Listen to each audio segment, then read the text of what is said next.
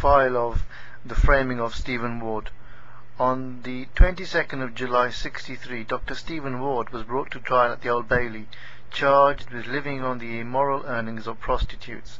4 days later he was dead from an overdose of the barbiturate Nembutal, Nembutal. Ward's activities, innocent or not, contributed to the disgrace of the cabinet minister, and the scandal rocked the nation, yet many people thought he was the tragic victim of a vengeful establishment. Now that was the introduction. Now from the introduction I've not read the rest of the file.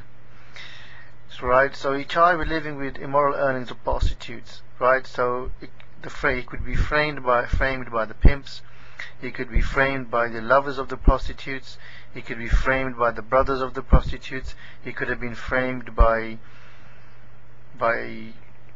people around the area who liked the prostitutes but didn't like him. He could have been framed by one of his patients. I've not read the rest of the file, by the way. He could have been framed by anyone who has been disgusted by him. He could have been framed by one of his patients, if I've said that earlier.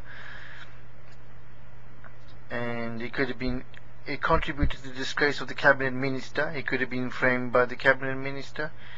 Overdose of the barbiturate Nembutal. So he had an overdose of this drug. Where did he get the drug from? You know, is it just lying around? And he probably, did he drink a lot? If he drank a lot, he would have just picked it up and he could have just put it in his mouth and died for no reason whatsoever.